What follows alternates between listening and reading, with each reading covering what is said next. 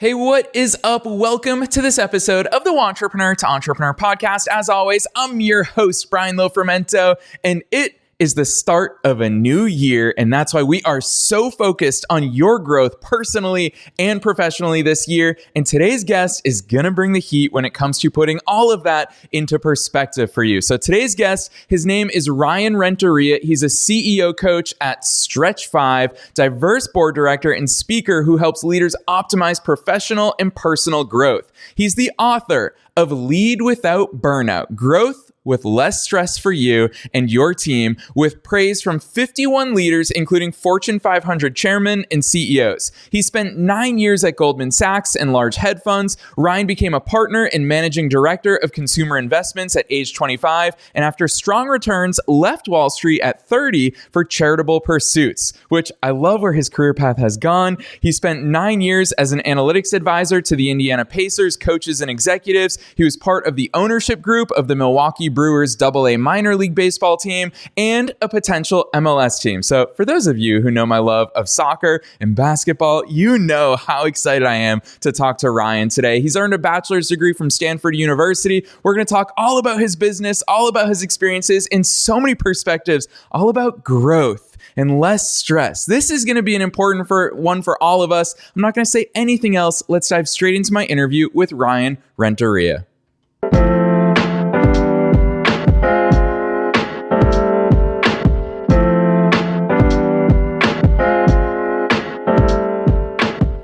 All right, Ryan, I am so excited that you're here with us today. Welcome to the show. Thank you so much, Brian, for having me. I'm very excited to be here and hopefully share a few things that will help leaders and their teams thrive. Heck yeah, so many. It's always fun for me because I'm just like, I know we're going to get into so many things. Neither you nor I know exactly where we're going, but we're going to start with your background because you have had an incredible career up to this point. You also are an entrepreneur. You're the CEO of your own company. So many different perspectives that you have. What's the short version of your story? How the heck did you start doing all this awesome stuff? Sure. No, happy to share. I spent about a decade on Wall Street, largely in the hedge fund business, managing money and investing in publicly traded stocks. And when you're charged with that task, you're often betting on the management team. And so I had to really spend a lot of time studying what makes great CEOs, great leaders, interacting with them, et cetera. And then I ended up leaving for 2 years for charitable pursuits after a good run. And I transitioned to the Indiana Pacers, where I got to work for a completely different set of leaders, advising GMs, coaches, players.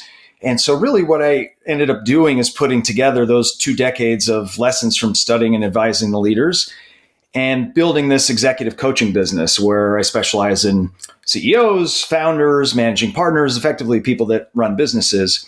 And what I really want to do is scale the positive impact that I've had with these coaching clients to help more people with reducing burnout or the odds of experiencing burnout. And that's really why I wrote this book, Lead Without Burnout. So that's my best short synopsis of 23 years. Yeah, I love that, Ryan. Honestly, my job, I think, is a little bit more difficult today because somehow in a limited amount of time, I want to get all the good stuff out of you.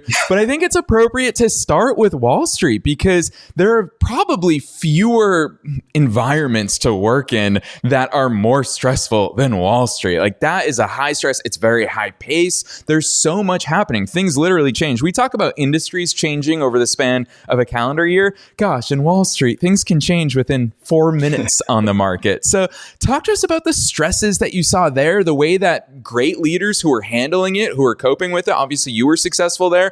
What are those traits that really come out and make you successful in that crazy environment?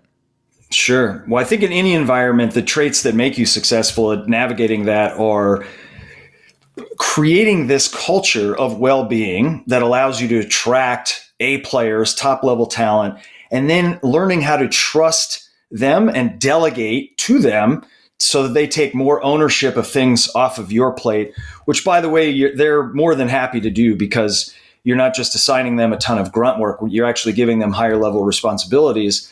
And that frees you up as a leader for better work-life balance, more mental recharge time, deep strategic thinking about processes and markets and things of that nature. And I actually don't feel I did that very well in the hedge fund business. I was lucky to work with great people, to contribute to the firm's performance, and to become financially independent at a young age. But I was completely burnt out. My anxiety was off the charts. My stress level was off the charts. And I ended up walking away from the business after a good run because I felt if I stay in this business, it's going to destroy everything else outside of me that matters. And I just didn't yet have the lessons that took me the next 10 plus years to be able to be a great leader and have those tactics and strategies for creating that culture of well-being and not burning yourself out. Yeah, I'll tell you what, Ryan, when you talk about that already, I feel like you're giving us glimpses into the role of a CEO, what CEO actually means. But it's a lesson that probably took me the longest when it comes to my entrepreneurial journey to learn, is the difference between an entrepreneur and a CEO. And even hearing you talk about those things of, hey, hire great talent and let them use their talents. Whereas when I was in my 20s, for example, I wasn't thinking like a CEO. I was thinking like an entrepreneur. And Ryan, when I heard people say things similar to what you just said, I'd be like, well, then what am I going to do? If everyone else is doing the work, what am I going to do? Talk to us about that role of a CEO, because even before we can become better CEOs, I don't think most people understand the role of a CEO. Yeah, it's a great question, Brian. I think that what a lot of people do is they default to what got them there. So being very deep in the weeds, handling every single detail, micromanaging every project, that's really what got you from entrepreneur to where you are today, what gets a lot of people from mid-level leadership to high-level leadership. And I think Harvard did a study that showed something like 2/3 of executives struggle to give up work from their previous role. But ultimately, you absolutely must do that or you'll never scale. You'll never build a culture that attracts A players, because no one wants to come and work for somebody that micromanages people all the time and tries to be deep in the weeds and spearheading everything. And so the role really does change. And it's about, how do I hire the best people and not necessarily get out of the way? Obviously, you need to be a great coach. You need to be a great communicator, give great guidance, but let them handle for the majority of the projects the first 90%. And they can always bring you in for the final 10% so that you get the final stamp of approval on the most important things. And that frees you up. And a lot of the CEOs I work with say, well, gosh, like the exact question you said, well, what am I going to do if this frees me up for all this time? Am I going to be valuable or worthwhile to the organization? And the answer is, of course. First of all, you're going to spend part of that time mentally recharging, on work-life balance with your family, working on your health, which is going to make you a drastically better executive and much more poised to scale the business. And second of all, you're going to spend some of that time on the single most important thing that you could be doing as an executive that people barely spend a fraction of their time on, and that's deep strategic thinking. If you're a CEO, you need to be thinking about markets, geographies, product lines, competitive threats, customer preferences and their changes, technology shifts, and you simply don't have time to do that when you're putting out fires and deep in the weeds all the time. And so you will be spending a lot more time in your office or at home before you come in, reading, thinking, writing about those topics. And that is going to be what drives your profitability, your cash flow, your return on capital over the long haul. Yeah, Ryan, I'll tell you what, we're about to take a twist here that I don't even know where we're going to go, because hearing you talk about that, hearing you talk about the CEO's role, one of which is thinking. I would argue that most people don't know how to think. Ryan, that's what school trains us for, is to be great employees. We're really great at doing homework assignments when they're given to us. As employees, we're really great at doing what our bosses tell. But as executives, we're the one who ideally is telling others what to do and painting that roadmap. And I'm going to steal a concept from chess. So I love, in chess, there's a very famous phrase that strategy is knowing what to do when there's nothing to do. Tactics are knowing what to do when there's something to do. So if there's a free piece to be taken, I'll take it. Of course, that's very easy from a tactical perspective. But strategically, how do I start plotting my long-term mission of getting after your king? And that's where a lot of people go wrong. So Ryan, I'd love for you to introduce us to that thought thread. How do we even start that strategic thinking without knowing? These are big, broad questions without answers. And we are tasked with going and finding what to do when there is nothing to do. Lead us down that road. Sure. Well, it starts with creating a distraction-free environment. So either some of that strategic thinking can be done at home before you come into the office. It can be done with a walk in nature in the middle of the day, where there's scores of studies that show that walking in nature reduces anxiety and is going to give you your best distraction-free strategic thinking. Or it could be done in the office where you set expectations with your EA and your teammates, no interruptions unless it's an absolute emergency. This is blocked off on the calendar. So really setting the environment is the most important thing. And then when you start to get into the strategic thinking, it's several-fold. Really, it's what is going to deepen my competitive advantage on a 3 to 10 year basis? What is going to strengthen my moat? Is it going to be going into these markets, going into these geographies, adapting our technologies and our adoption of certain technologies, changing along with what I'm seeing in terms of customer preferences changing, et cetera. And you should be doing, and part of this can occur during the strategic thinking time, regular reading and reviewing of the best industry trade magazines, Harvard Business Review, McKinsey, Forbes, and pieces like that are planting ideas in your head that allow you to sort of incorporate some of those ideas as you're doing the deep strategic thinking about what is going to really bolster your profitability and your competitive position over the long term. And M&A, I'm glad you brought up the strategy versus tactics, because a lot of people feel this fear of missing out. I need to buy this business now, and they end up paying peak margins, peak multiple on peak margins, rather than having a little patience and saying, now is the time to preserve my capital, and I might get a better opportunity to buy this company in a better economic environment at a better valuation, et cetera. So that's one more thing I would add. Yeah, Ryan, I want to take this a little bit because my argument always on this podcast is that business is just a microcosm of life. All of this stuff that we talk about extrapolates into every facet of life. And I love that that's a core focus of your work as well, is that the way we act as executives in our businesses also impacts the way that we operate as executives of our lives, and vice versa. It's both ways. I'd love for you to talk about that, because you've already mentioned creating a distraction-free environment. Gosh, where my head goes, I'm like, you should have a distraction-free life. Like, you should be able to operate once. I mean, you and I were talking about basketball before we hit record. When I'm on the basketball court, I should just be playing basketball. If I'm an uncle. When I'm in uncle mode, I should just be an uncle. Talk to us about that two-way road that's so important for us to consider. Right. Well, it's a phenomenal point. And I think what happens a lot is people that are not leading in the way that I attempt to describe in the book, Lead Without Burnout. They'll come home at night. They'll have very short fuses with significant others. They won't be present. They'll be distracted by their phones. Maybe their mind is racing at 8:30, 9 o'clock at night. They're not engaging in the best eating habits. They don't have time for workouts.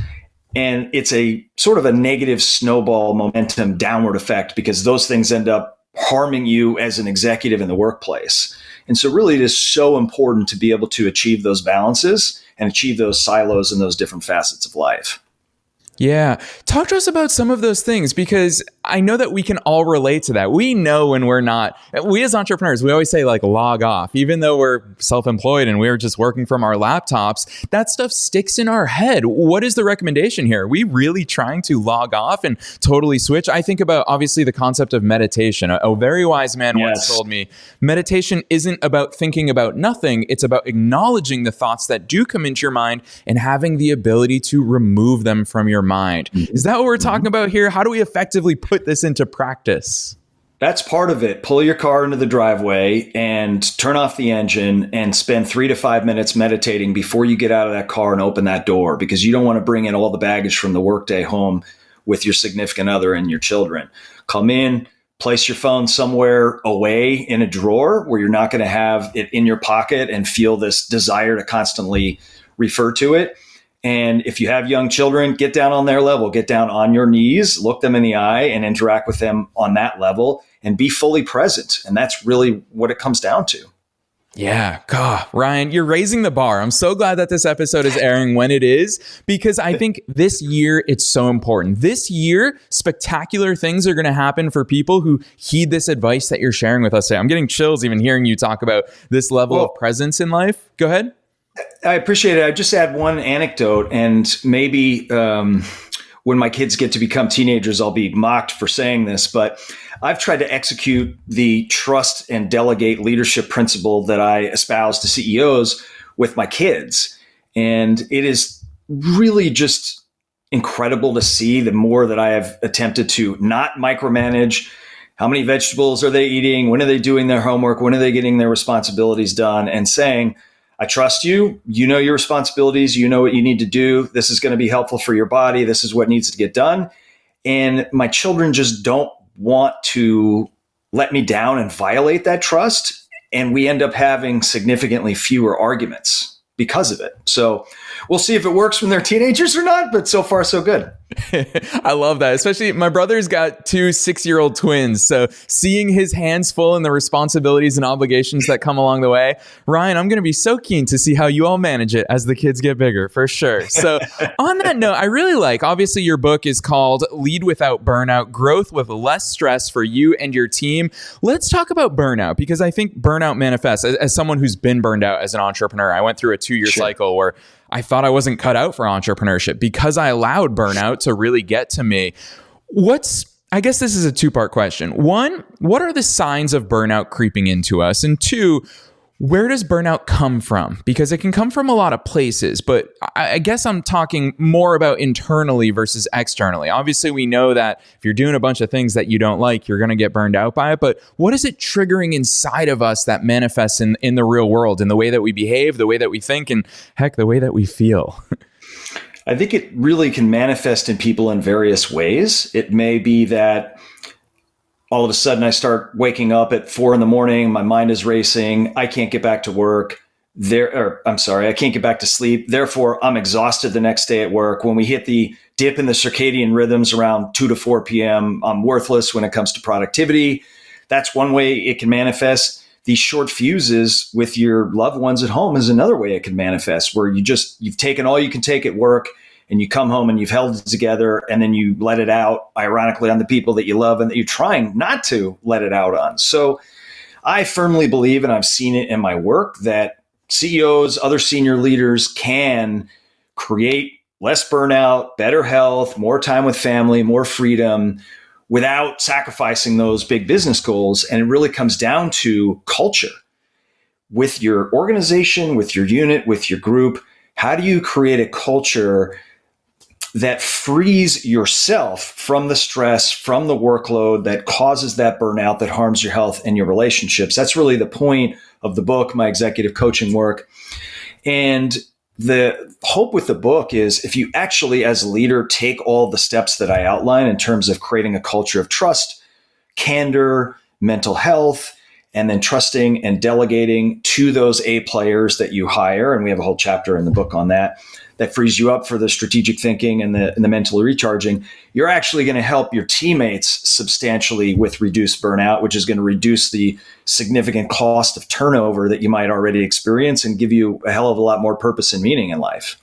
Yeah, really well said, Ryan, because I think the fact that you use that big C word of culture, that's something that we forget that we are setting, whether we realize it or not. I think that's the important thing. In the world of branding, we always say a brand is what others say about your company when you're not there. Your culture is what your employees, your teammates, anyone who's involved in you says when you're not there. Is they're feeling your energy. You're setting that tone. Talk to us about some of those leadership principles, because hearing you mention, for ourselves, what we can do to avoid burnout, to live a more healthy lifestyle, to be better leaders. What can we do for our teammates? Because now we're bringing in so many different personalities, individuals. How can we lead more effectively to avoid burnout? Sure. Well, you bring up a good point. And there's a gentleman that I've worked with before he's just a phenomenal father of 3, empty nester. And he said something extraordinarily wise one day, which is, I believe it was, your kids listen to 10% of what you say and they observe 100% of what you do. And I believe that is very true in the workplace as well. Your teammates probably listen to a small portion of what you say, but they observe everything that you do. So it is on you to model the right leadership traits for those individuals so they can then model them for the folks underneath them. And it becomes this trickle-down effect within the organization. So some of those principles, we talked about the trust factor. Are you micromanaging deep in the weeds, Or are you trusting them with the ownership, the autonomy, and the responsibility to run with projects? By the way, that's one of the single biggest drivers of employee motivation, much more than compensation. So it's very good for retention. Or are you creating a culture of candor and psychological safety where people feel like I can actually bring up counter arguments to the boss and not have him shut them down with a definitive statement? Instead, he asks more open-ended questions of me that tease more of my insights out of me. And therefore, I feel great that I'm contributing to the dialogue. And it's about other forms of mental health, from the specific benefits that you provide your employees to really how you talk and treat them. Do you give them recognition, thank yous, customized gifts, surprise them with kind words? Do you care for them? Do you show them empathy in discussions? If they executed a good process but had an unlucky outcome, are you harping on the bad outcome? Or are you saying, look, your process was sound and I believe in you and you're going to recover with the next one? Or you made this mistake and let me help you figure out where you made the mistake and what we can learn from it. So those are some of the things that I would really highlight to answer that question. Yeah, I love that answer, Ryan. You are raising the bar for us as leaders to really take this and implement it with our teams. Me personally, I'm just like, man, Ryan, I'm going to listen to this episode again and again. Luckily, we have the transcripts of it, but I want to create a culture of A players. And it's a phrase that you've said a few times already. And I know it's something that you put so much emphasis on, is those A players. Ryan, I'm going to pick on you here because you not only are someone who helps others do this, but you've had a successful executive career. You've hired A players. You've built A player teams. That, I think, is its own skill in its own right. Talk to us about that ability, because I think it's something that I know for me, gosh, it's taken me a long time to learn. And I think it's a tough lesson. How do you identify those A players? Because I used to think it's A-level talent, but A player doesn't mean A-level talent. There's so much that goes into it. I'm dying to hear your insights. Sure. And it's so important that I dedicate an entire chapter to it in the book. And it really starts with, what do I want in this individual that I'm looking for? What is the specifics of the role and the specific talent or skill set that would fill that role? Are they a good cultural fit? What traits do I want in that individual? And then there are some procedural steps. So executing substantially greater due diligence than the average. Could you imagine, one of the examples I give in the book is about college sports teams where the athletic director fires a coach, all of a sudden flies out somewhere else to meet with a candidate, falls in love with that person, and offers them the job within 2 days. And could you imagine Microsoft or Google doing that? It's absurd, but it happens all the time in sports. It happens in business. We need a lengthy due diligence process where they're interviewing with multiple people, multiple rounds. We have a more scientific way of quantifying and rating the pros and cons. So we touch upon that in the book. Writing an enhanced job description that doesn't just do the standard boring qualifications, responsibilities, and different ways to expand upon that. Very unique interview questions, as well as more diligent reference checks, not just calling the 1 or 2 people on their list that they've already prepped in advance to say nice things about them, but making sure you dig deep to find former bosses and colleagues, that you put them at ease and get the real scoop out of what's going on or what went on with that particular individual. And then I think sample assignments are extraordinarily valuable as well, giving them some sort of task that would be related to what they'd be doing for you. And so this entire process, it's a whole mosaic of things that's designed to help you get from an initial stack of hundreds of interested people down to that 1 or 2 people for that position that is really going to be the A player that you can fully trust. And you won't trust them right off the bat, but this will go a long way towards helping that cause. But over time, you'll give them baby steps, more responsibility. And they're key to all of this, because if you can't hire the A players and trust them to delegate, you'll never free up the time to prevent your burnout and to allow yourself to engage in the deep strategic thinking that's so important to your long-term returns and profitability.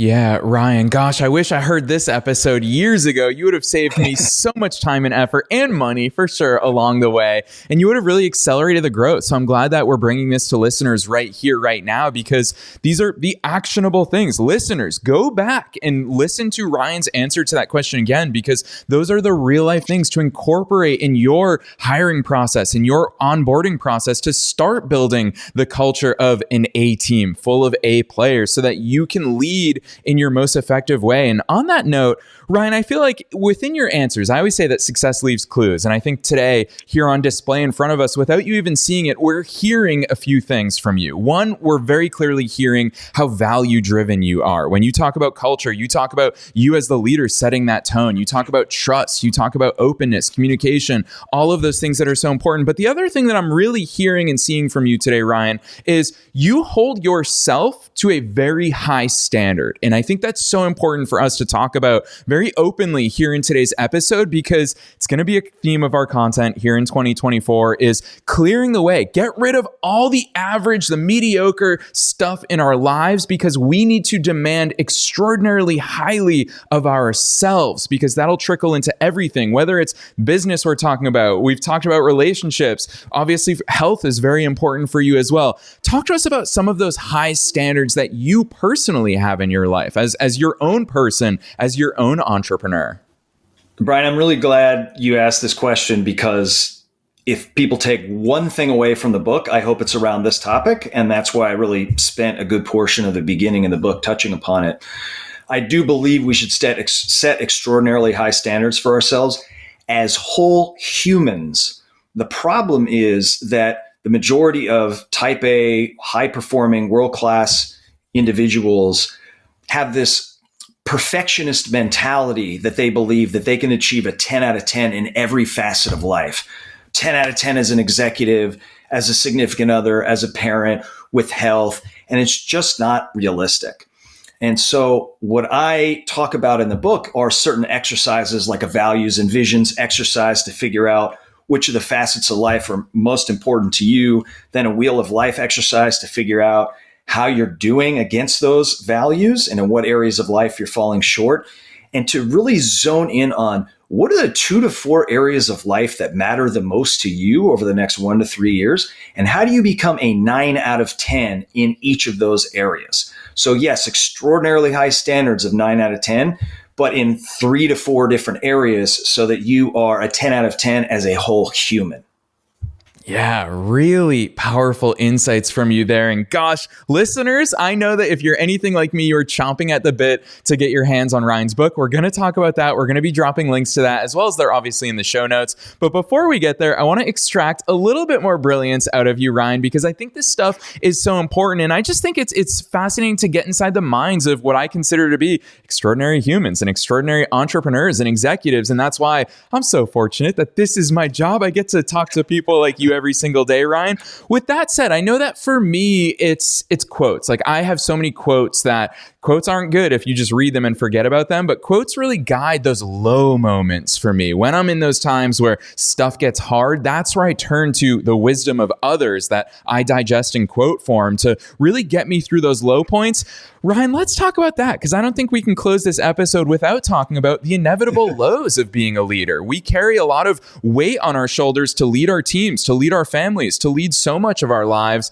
Where do you go in those moments? What gets you through those hard times that inevitably come? Sure. And I'm happy to share that in the book, I open up publicly for the first time really about my history with anxiety and how I battled it for the first 40 some odd years of my life before finally making it to the other side. And there's plenty of low moments when you're battling with something like that. And I've found whether you have anxiety or you don't, and there's other forms of low moments, that CBT or cognitive behavioral therapy can be extraordinarily helpful. That's one of the more rational ways to attack it. And there are certain questions that we talk about in the book, and I share a few of them here, that you can ask yourself to try to either diffuse the anxiety or raise yourself up from the low moments, which are things like, well, do I have enough evidence to declare that where my mind is going is accurate? Or do I need to see more evidence emerge? Am I overestimating the odds of the worst case scenario and not really appreciating that there's a much more logical middle ground that's more likely to play out in this type of scenario?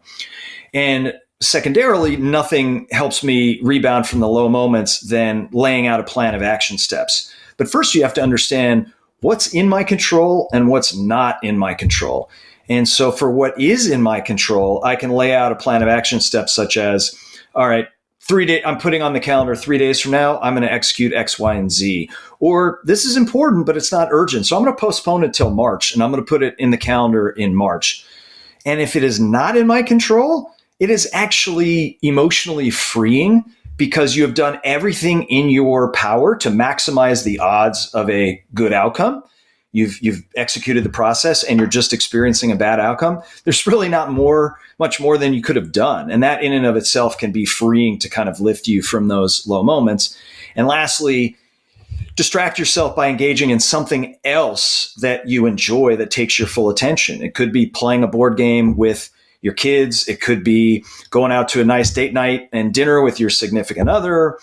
It could be volunteering in the local community, something that's going to allow you to not have your mind just spiral over and over again from the negativity that you're experiencing in the work facet of your life.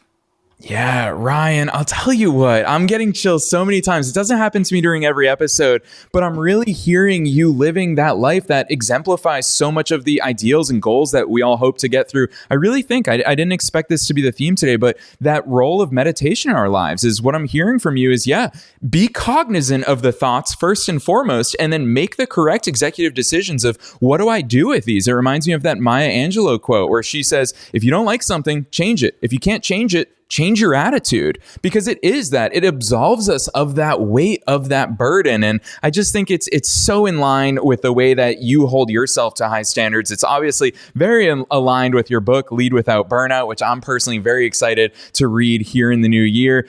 So much goodness from you here today, Ryan. I'm going to give you the final and most difficult part of the episode, which is we talked about so many good things here today, literally so many great topics.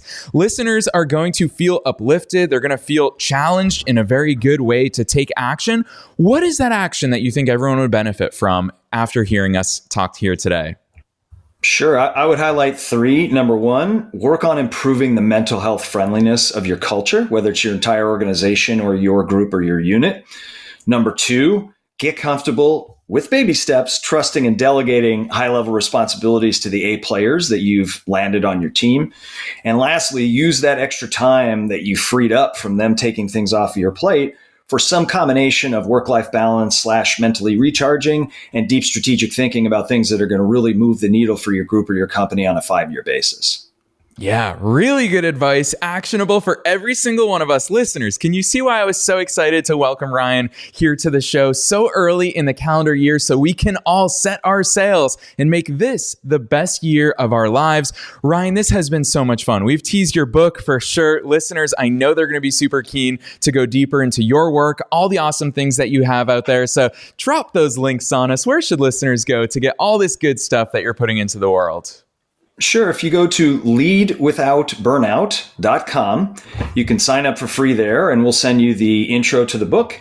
And once a month, we'll send you an email with insights on these topics. You can pre-order the book on Amazon until January 23rd when it comes out, and you can buy it on Amazon or anywhere else at that time.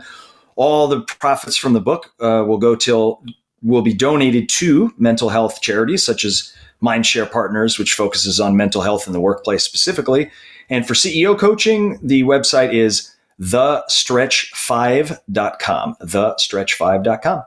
Yes, listeners, you already know the drill. We are making it as easy as possible to hit those links. So definitely check out leadwithoutburnout.com. That link is down below for Ryan's book, as well as his business website is at thestretch5.com. Both of those links are in the show notes wherever it is that you're tuning in. We're also linking to Ryan's personal LinkedIn if you want to connect with him and reach out and say thank you for today's episode. Very few people are brave enough to reach out to people that they hear on shows. So be one of those few. Make that an effort this year in 2024. Otherwise, Ryan, I want to personally thank you. And I want to say it on the air here for people all over the world to hear is that I really respect you as a human, as a man, as an entrepreneur, as a leader. I'm so grateful that you've shared not only your generous perspectives and experiences with us here, but I know how much work goes into publishing a book and pouring your heart out and putting it all out there permanently for everyone to benefit from. So thank you so much for showing up the way you do and coming on the show here today. I really appreciate the kind words, Brian, and it's been an absolute blast. Thanks for having me.